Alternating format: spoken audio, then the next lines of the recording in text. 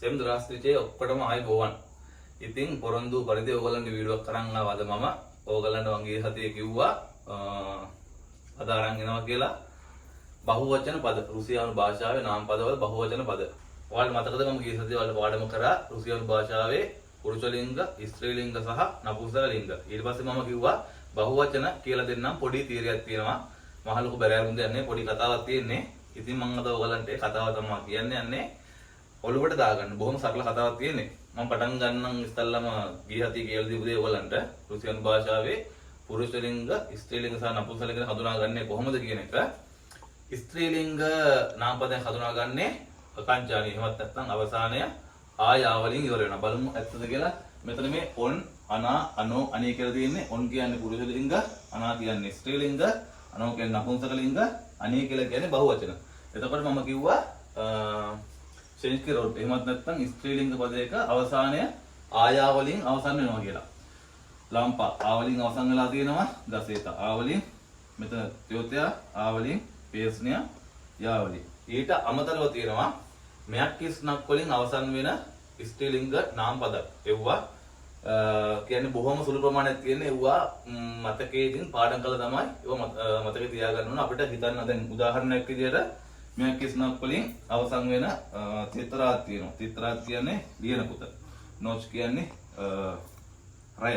ඉතින් එතකොට මෙතන තිත්‍රාත් දෙකේ අවසන් වෙලා තියෙන මෙයක් කිස්නක් වලින් මෙතන සවාර් කියලා කියන්නේ ඩික්ෂනරිය ඒකයිති වෙලා තියෙන්නේ මොස්කෝ රෝඩ් ගණයට. රුසියානු භාෂාවේ සංස්කෘත ආයාවලින් අවසන් වෙනවා. ඊට අමතරව ශ්‍රේත්නි රෝඩ් එහෙමත් නැත්නම් නපුංසක ලිංග ඕයේ වලින් අවසන් වෙනවා.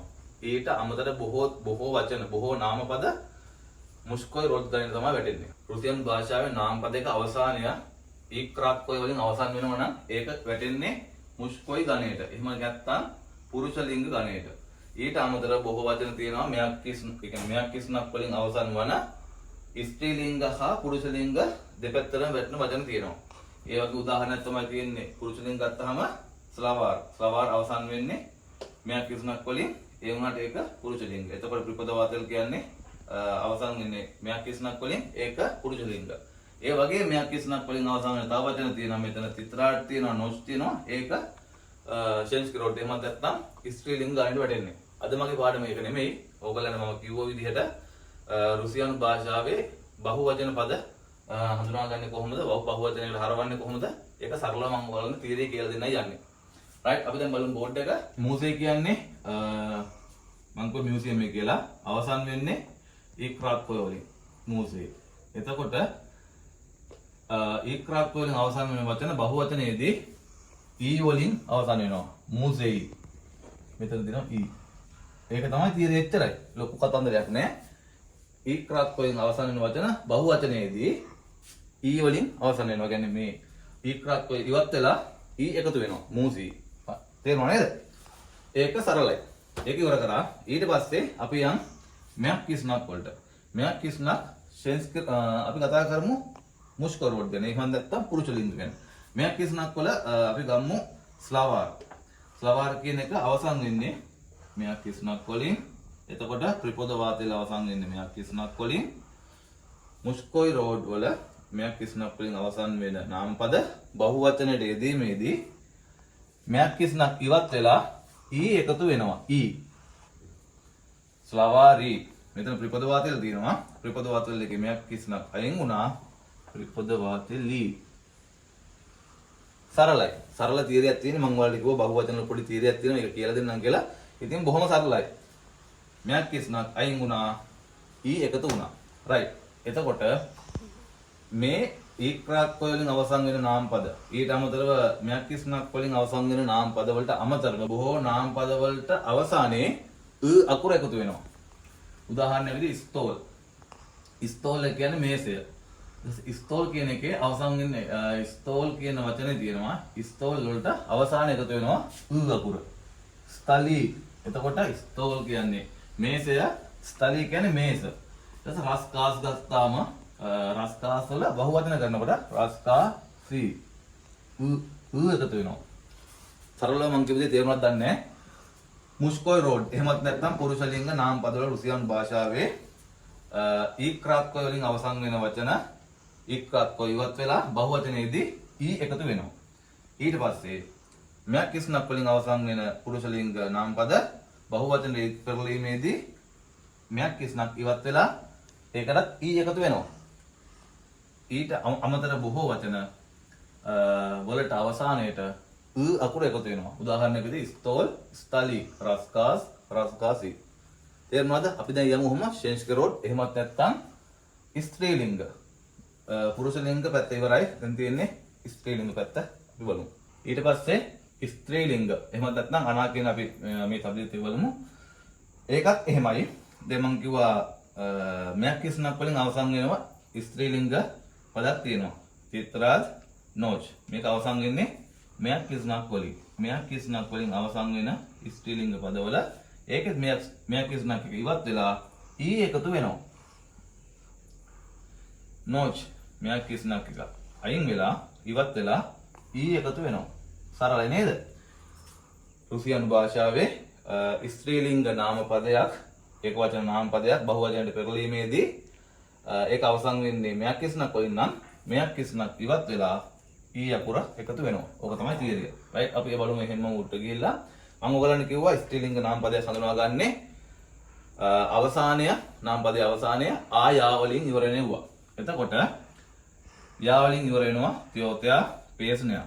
එතකොට යා වලින් ඉවර වෙන නාම පද තියෙනවානේ. යා වලින් ඉවර වෙන නාම පද යා ඉවත් වෙලා ඊ එකතු වෙනවා. පේස්නියා. ඒ කියන්නේ සින්දුව. ගීතයේ කියමුකෝ පේස්නියා එහෙමයි යා ඉවත් වෙලා ඊ එකතු වෙනවා. ඊට අමතර අනිත් වචන ආ වලින් ඉවර වෙන ස්ත්‍රී ලිංග වචන මෙතන ආ ඉවත් වෙලා මේ ආ අයින් වෙනවා. මේ අයින් වෙලා ලාම් පි මේකට ඊ එකතු වෙනවා. මේ මෙතන ලාම්පා ලාම්පි. ගසේතා ගසේති මේකට ඊ එකතු වෙනවා. ඔච්චරයි කතාව. කතාව නැවත පාරක් සාරාංශව එමෙහිට කියන්නම්. රුසියානු භාෂාවේ ඒක වචන නාමපද තියෙනවා ස්ත්‍රී ලිංග, පුරුෂ ලිංග සහ නපුංසක ලිංග කියලා. අපි පුරුෂ ලිංග පැත්ත කතා කරනකොට පුරුෂ ලිංග නාමපද වල බහුවචන පෙරලීමේදී ඉක්රාත් කොයිලින් ඉවර වෙන නාමපද බහුවචන පෙරලීමේදී ඉක්රාත් කො ඉවත් වෙලා ඊ එකතු වෙනවා. ඊට පස්සේ මයක් කිස්නක් වලින් ඉවර වෙන පුරුෂ ලිංග නාමපද මයක් කිස්නක් ඉවත් වෙලා ඊ එකතු වෙනවා. ඊට පස්සේ ස්ත්‍රී ලිංග පැත්තට යම්. ස්ත්‍රී ලිංග නාම පදවල මයක් කිස්නක් වලින් ඉවර වෙන ස්ත්‍රී ලිංග පදවල මයක් කිස්නක් ඉවත් වෙලා ඒ වගේ ඊ එකතු වෙනවා. ඊට පස්සේ යා වලින් අවසන් වන ස්ත්‍රී ලිංග පද යා ඉවත් වෙලා ඊ එකතු වෙනවා. ඊතුරු ඒ කියන්නේ ආ කුරින් ඉවර වෙන ස්ත්‍රී ලිංග පද ආ ඉවත් වෙලා එකතු වෙනවා. ඕක තමයි සරලම තියරිය. අපි එහෙමනම් තව දෙයක් තියෙනවා ඉගෙන ගන්න. මම ඒකත් දැන් මෙතන බෝඩ් එකේ ඔයගලන්ට ලියලා පෙන්නන්නම්. රයිට් මම ඔයගලන්ට කලින් කියපු තියරියට අමතරව රුසියානු භාෂාවේ පුරුෂ ලිංග නාමපද මේ වගේ අකුරු වලින් අවසන් වෙනවා නම් ෂයන 3යි චයන්නයි. ෂයන 3යි චයන්නයි කියන්නේ ඒතාෂ් කියලා තියෙනවා මෙතන. ඒතාෂ් කියන්නේ තට්ටුව. කරන්දාෂ් පැන්සල බ්‍රාෂ් දුස්තරය වගේ තියෙනවා. ඒ වගේ අවසන් වෙන අකුරු ෂයන 3යි චයන්නයි අවසන් වෙනවා නම් ඒ වගේ අවසානයට එකතු වෙනවා බහුවචන පෙරලීමේදී ඊ. ඒතාෂ් ඒතාෂි, කරන්දාෂ් කරන්දාෂි, වරාච් වරාචි, තවාරිෂ් තවාරිෂි. පැහැදිලිද කියලා මම හිතනවා. ෂයන 3යි චයන්නයි යෙදෙනවා නම් පුරුෂ ලිංග නාමපද වලට බහුවචන පෙරලීමේදී ඊයන් එකතු වෙනවා. ඊට අමතරව ගා කා හ කියන අකුරු වලින් අවසන් වෙනවා නම් ඒත් එහෙමයි බහුවචන පෙරලීමේදී ඒත් ඊ එකතු වෙනවා. උදාහරණ විදිහට උචේබ්නික් කියලා තියෙනවා. උචේබ්නික් කියන්නේ එළපත වගේ අදහසක්. උචේබ්නික් කී වෙනවා. ඊ අකුර එකතු වෙනවා. පුරුෂ ලිංග පැත්තේ ඔන් කියන පැත්තේ මේ අකුරු වලින් අවසන් වෙනවා නම් මොකක් හෝ නාමපදයක් ඒක බහුවචන පෙරලීමේදී ඊ අකුර එකතු වෙනවා. ඊට අමතරව ගා කා හ ඒත් එහෙමයි ඊ අකුර එකතු වෙනවා. අනා ඒ කියන්නේ ස්ත්‍රී ලිංග පැත්තේ ගා කා හ ඒ කියන්නේ ක්‍රීගා රුච්කා ඔය වගේ වචන ගා කා හ කියන වචන වලින් අවසන් වෙනවා නම් ඒක බහුවචන පෙරලීමේදී ඒකටත් ඊ එකතු වෙනවා. මෙතන උදාහරණයක් විදිහට ක්නීගා මේ ගා වලින් ඉවරලා තියෙන්නේ ක්නීගා. රුච්කා කා වලින් ඉවරලා තියෙන්නේ. එතකොට ක්නීගා ක්නීගී. රුච්කා රුච්කී. ඒ වගේ මෙතන තියෙනවා. එකතු වෙනවා ඊ යන්න. ගී කී කී උච්චෙන්නකී ක්නීගී රුච්කී. මම හිතනවා ඔයාලට සරලව මේ තියරි පැහැදිලි කියලා. ශේෂ්ක රෝද්දලත් එහෙමයි. ගා කා හා කියන වචන වලින් අවසන් වෙලා තියෙන නම් පදය බහුවචන පෙරළීමේදී ඊ යන්න එකතු වෙනවා. right එහෙනම් අපි දැන් කතා කරේ මේ මොහොතේදී මුෂ්කෝ රෝඩ් ශේෂ්ක රෝඩ් විතරයි අපිට තියෙනවා ශ්‍රේද්ධි රෝඩ්. එහෙමත් නැත්නම් නපුංසකලිංග කතා කරන නපුංසකලිංග එකේ ලොකු කතාවක් නෑ. මම මේක වකනවා. දැන් කියන්න හදන්නේ ඕගොල්ලන්ට නපුංසකලිංග ආපුවම මොකද වෙන්නේ කියලා. නපුංසකලිංග නම් මතක් කරගන්න දෙයක්වත් නෑ, ලොකු දෙයක් නෑ. මම ඔයාලට කිව්වා කලින් පාඩමේ කලින් වීඩියෝ එකේ කිව්වා නපුංසකලිංග නාම පදයක අවසානය වෙන්නේ ඕයේ තමයි අවසන් වෙන්නේ. අකංචානී එහෙමත් නැත්නම් නාම පදයේ අවසානය ඕයේ එදෙනවා නම් ඒක නපුංසකලිංග ගණයට තමයි වැටෙන්නේ. හරි, තාම සරල තීරයක් තියෙන්නේ ශ්‍රේද්ධි රෝඩ් වලට. එහෙමත් නැත්නම් නපුංසකලිංග වලට මම කිව්වා නපුංසකලිංග නාම පදය හඳුනාගන්නේ නාම පදයේ අකංචානී එහෙමත් නැත්නම් නාම පදයේ අවසානය ඕයේ වලින් අවසන් වෙනේවා ශ්‍රේද්ධි රෝඩ් කියලා කිව්වා. මේ 90 කියලා තියෙන කොලම් එකේ එක නපුංසකලිංග අනිත් කියන්නේ බහුවචන හරවන විදිහ තමයි දැන් මම ඔයාලට කියන්න යන්නේ. අපි ගමු ඕ අකුරෙන් ඉවර වෙන නාම පදයක්. හැමදාම ගන්නවා වගේ අක්නෝ. අක්නෝ කියන්නේ ජනේලය. එතකොට තව ගමු උදාහරණයක් පිස්මෝ. පිස්මෝ කියන්නේ ලියුමට. එතකොට ඕ අකුරෙන් ඉවර වෙන නපුංසකලිංග නාම පදය බහුවචන පෙරළීමේදී ඕ අකුර ඉවත් වෙලා ආ අකුර එකතු වෙනවා. මෙතන අක්නෝ තියෙන්නේ. මෙතන අක්නා වෙනවා. අක්නා. පිස්මෝ තියෙන්නේ පිස්මා වෙනවා. පිස්මා. මෙතන නම් සරල තීරයක් තියෙන්නේ. ඊට පස්සේ ආයි තියෙනවා ශ්‍රේද්ධි රෝඩ් වල දැන් ඕ අකුරෙන් අවසන් වෙන නාම පදයක් තමයි මම මෙතන ලිව්වේ. ආයි තියෙනවා යේ අකුරෙන් අවසන් වෙන නාම පදයක්. ගමු අපි මෝරේ. මෝරේ කියන්නේ මුහුදට. මෝරේ. ආයි උප්‍රශ්නේනි අභ්‍යාසය උප්‍රශ්නේනි මෝරේ. යයන්ෙන් අවසන් වෙන්නේ ඒ අකුරෙන්. ඕ අකුරෙන් සහ ඒ අකුරෙන් අවසන් වෙන නාම පද මම කිව්වා නපුංසකලිංග කියලා. එතකොට මෝරේ ඒ අකුරෙන් අවසන් වෙන අකුරු බහුවචන පෙරළීමේදී යයන් ඉවත් වෙලා යායන් එකතු වෙනවා. මෝරයා. එතකොට උප්‍රශ්නේනියේ යයන් ඉවත් වෙලා යායන් එකතු වෙනවා.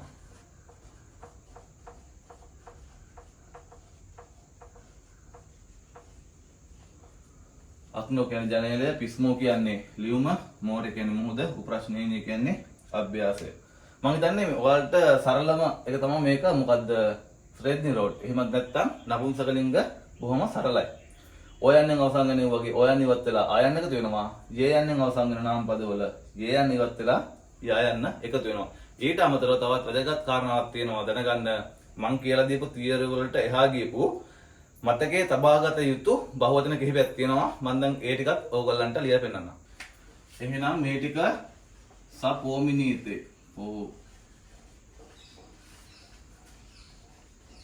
ඒ කියන්නේ මේ ටික මතකයේ තබා ගන්න ඕන. මම මෙච්චරලා කියලා දීපු තියරි වලට අමතරව මේ වචන ටික මේ නාම පද වල බහුවචන වෙනස් විදිහකට තමයි පෙරලෙන්නේ. ඒවා රුසියානු භාෂාවේ ඇවිල්ලා තියෙන විදිහ. මම ලියන්නම් දැන් මේ ටික. ගමු අපි බ්‍රාත්. බ්‍රාත් කියන්නේ සහෝදරයා. බ්‍රාත් බහුවචන වෙද්දී බ්‍රාත්ය වෙනවා. බ්‍රාත්ය. එතකොට ධ්‍රුග්. ධ්‍රුග් කියන්නේ මිතුරා. ධ්‍රුග් ධ්‍රුසියා වෙනවා. ධ්‍රුසියා. බ්‍රාත්‍ය වෙනවා. ධ්‍රුග් ධ්රුසියා වෙනවා. ඊට පස්සේ ස්තූල්. ස්තූල් කියන්නේ මොකක්ද? ස්තූල් කියන්නේ පුටුව. ස්තූල්යා. ස්තූල්යා. දොම්. දොම් නම් දන්නවා ඔයගොල්ලෝ දැන් මේ වෙද්දී. දොම් කියන්නේ නිවස. එතකොට දොම් දමා වෙනවා. දොම් දමා වෙනවා.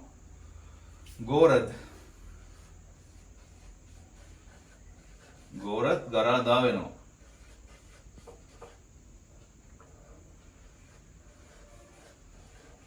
ගෝරත් ගරා දා වෙනවා. ග්ලාස්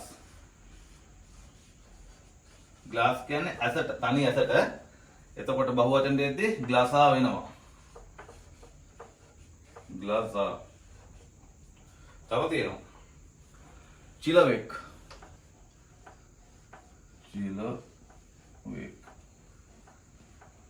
ඒ කියන්නේ චිලවෙක් කියන්නේ මිනිසෙක්. මිනිස බහුවචන වෙද්දී ලූදි වෙනවා.